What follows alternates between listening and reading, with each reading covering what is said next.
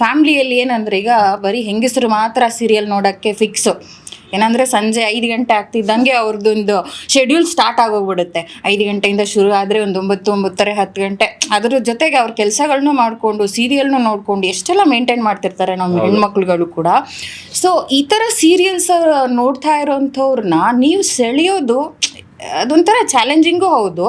ಅದು ಯಾವ ಥರ ನೀವು ಪ್ಲ್ಯಾನ್ ಮಾಡಿದ್ರಿ ಈ ಥರ? ಅಂದರೆ ಏನಿಲ್ಲ, ಅದು ನಮ್ಮ ಇಬ್ಬರು ರೈಟರ್ಸ್ ಇದ್ದಾರೆ, ನಮ್ಮ ಡೈರೆಕ್ಟರ್ಗಳು ಇದ್ದಾರೆ, ಮೋಹಿತ್ ಸರ್ ಅಂತ ಅಮಿತ್ ರಾಜ್ ಅಂದ್ಬಿಟ್ಟು ಇಬ್ರು. ಅವ್ರಿಗೆ ಏನಂದರೆ ಒಂದು ರಿಯಾಲಿಟಿಗೆ ಹತ್ರವಾಗಿ ಅವ್ರ ಸುತ್ತಮುತ್ತ ನಡೆಯೋಂಥ ಘಟನೆಗಳನ್ನ ಇಟ್ಕೊಂಡು ಬರೀತಾರೆ.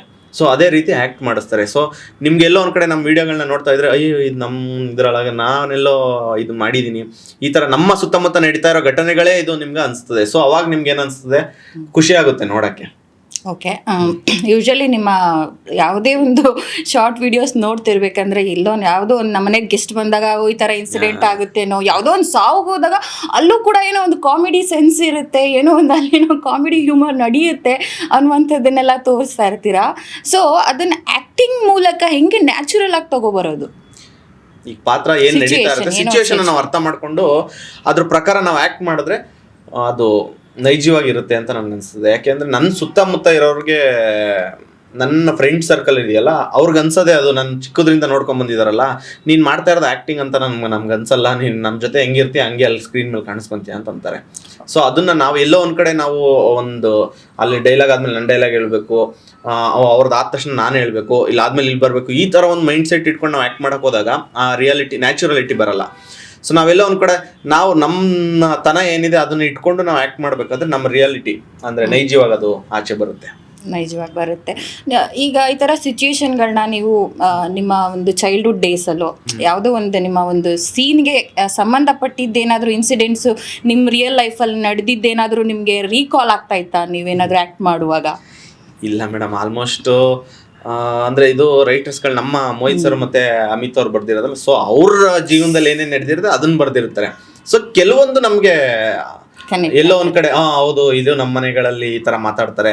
ಯಾಕೆಂದರೆ ನಮ್ಮ ಅಮ್ಮ ಆಮೇಲೆ ನಮ್ಮ ಅಜ್ಜಿ ಕಡೆಯವರೆಲ್ಲ ಬಂದು, ನಮ್ಮ ಅತ್ತಿಗೆ ಕಡೆಯವರೆಲ್ಲ ಬಂದು ತುಮಕೂರು, ತಿಪ್ಟೂರು, ನಾನು ಓದಿದ್ದು ತಿಪ್ಟೂರು KITಲಿ.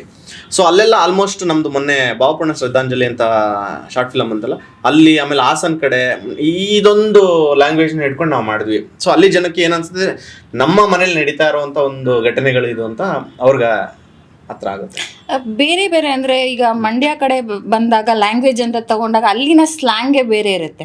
ಅಲ್ಲಿ ಇವಾಗ ಕನ್ನಡನೇ ಅಂದರೆ ಅದು ಬೇರೆ ಥರ ಇರುತ್ತೆ. ಎವ್ರಿ 30 ಕಿಲೋಮೀಟರ್ಸ್ಗೆ ನಮ್ಮದು ಲ್ಯಾಂಗ್ವೇಜ್. ತಿಪ್ಟೂರು ಕಡೆ ಬಂದಾಗ ಅಲ್ಲೂ ಕೂಡ ಚೇಂಜ್ ಆಗುತ್ತೆ.